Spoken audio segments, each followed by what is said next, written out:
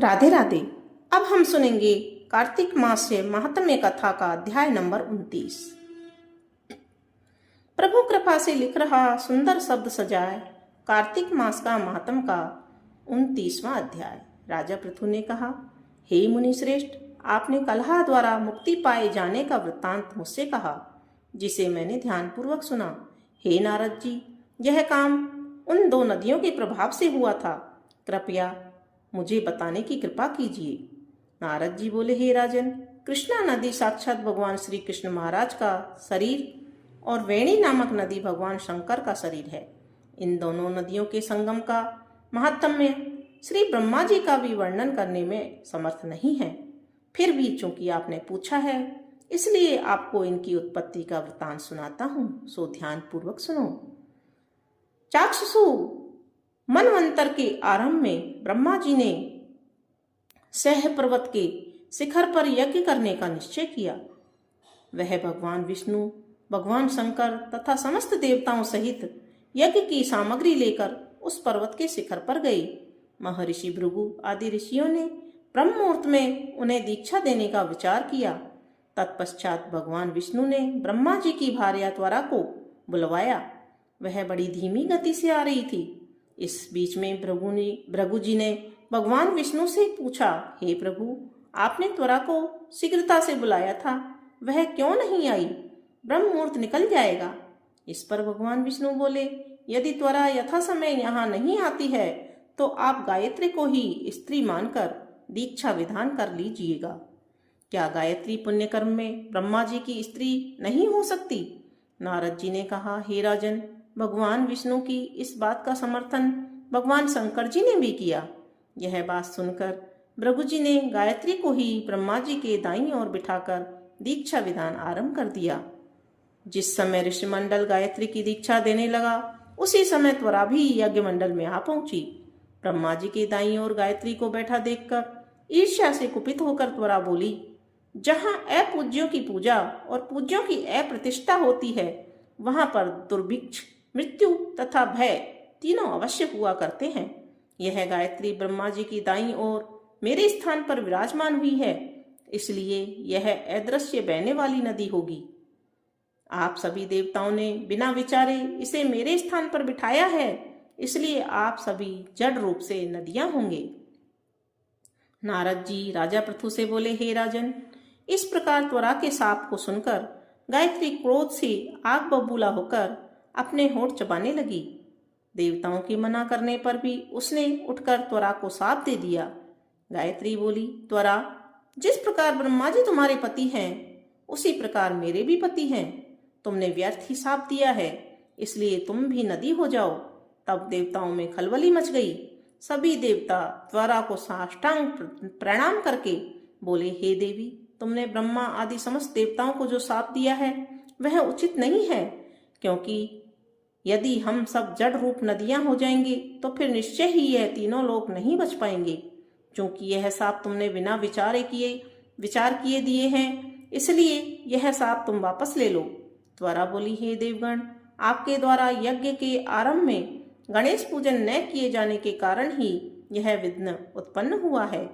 मेरा यह शाप कदापि खाली नहीं जा सकता, इसलिए आप सभी अपने अंगों से जड़ीभूत होकर अवश्य में नदियां बनोगी। हम दोनों सोतने भी अपने अपने वंशों की पश्चिम में बहने वाली नदियां बनेंगी। नारद जी राजा पृथु से बोले, हे राजन, त्वरा को यह वचन सुनाकर भगवान विष्णु, शंकर आदि सभी देवता अपने अपने अंशों से नदियां बन गए। भगवान विष्णु के अंश से कृष्णा, भगवान शंकर के अंश से वेणी तथा ब्रह्मा जी के अंश से ककुदमवती नामक नदियां उत्पन्न हुई। समस्त देवताओं ने अपने अंशों को जड़ बनाकर वहीं सहा पर्वत पर फेंक दिया। फिर उन लोगों के अंश पृथक पृथक नदियों के रूप में बहने लगे। देवताओं के अंशों से सहस्त्रों की संख्या में पश्चिम की ओर बहने वाली नदियां उत्पन्न हो गई। गायत्री और त्वरा दोनों पश्चिम की ओर बहने वाली नदियां होकर एक साथ बहने लगी। उन दोनों का नाम सावित्री पड़ा। ब्रह्मा जी ने यज्ञ स्थान पर भगवान विष्णु तथा भगवान शंकर की स्थापना की। दोनों देवता महाबल तथा अतिबल के नाम से प्रसिद्ध हुए। हे राजन, कृष्णा और वेणी नदी की उत्पत्ति का यह वर्णन जो भी मनुष्य सुनेगा या सुनाएगा उसे नदियों के दर्शन और स्नान का फल प्राप्त होगा। बोलो विष्णु भगवान की जय। राधे राधे सभी को। अब हम सुनेंगे कार्तिक मास मातम्य कथा का अध्याय नंबर 30।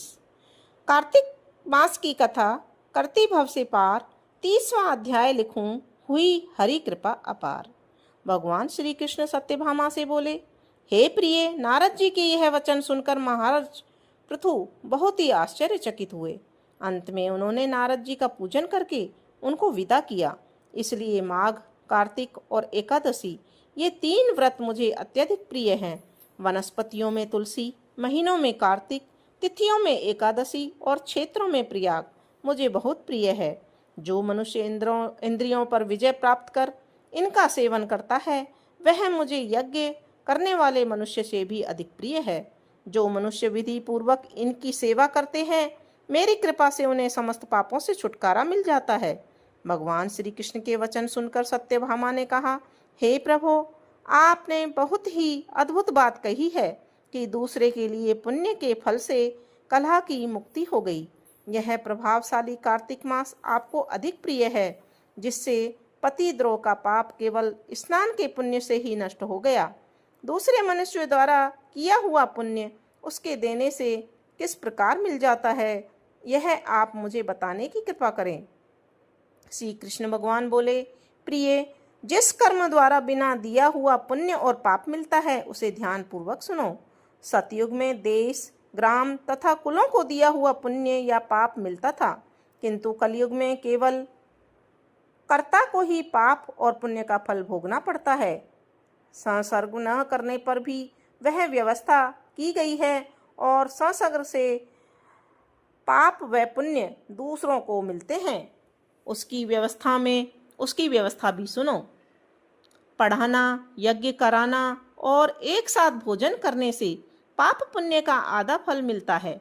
एक आसन पर बैठने तथा सवारों पर चढ़ने से, श्वास के आने जाने से पुण्य व पाप का चौथा भाग जीव मात्र को मिलता है।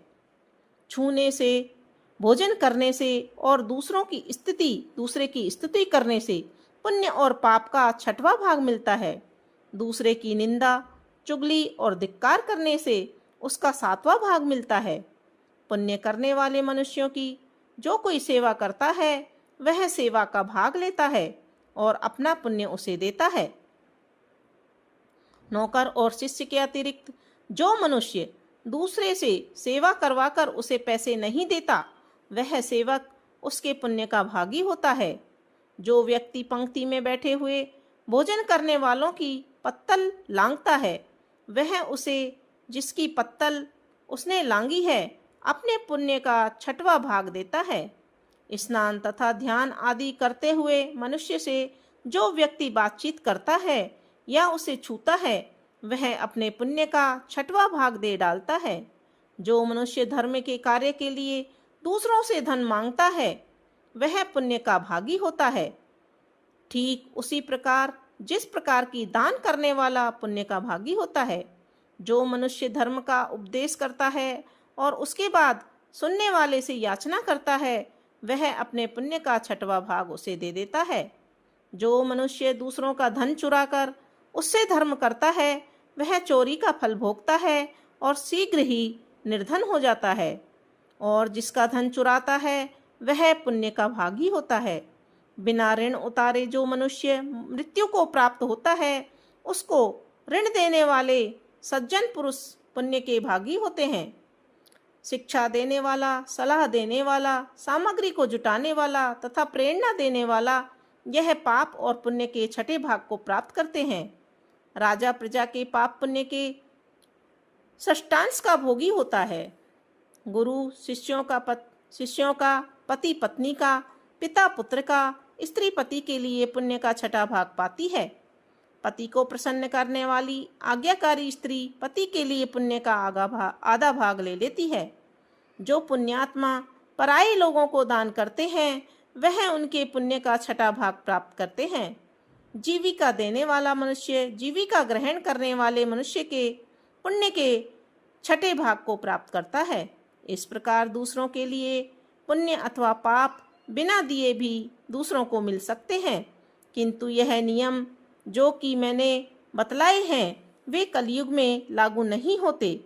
कलयुग में तो एकमात्र कर्ता को ही अपने पाप व पुण्य भोगने पड़ते हैं। इस संबंध में एक बड़ा पुराना इतिहास है जो कि पवित्र भी है और बुद्धि प्रदान करने वाला कहा जाता है। उसे ध्यान पूर्वक सुनना।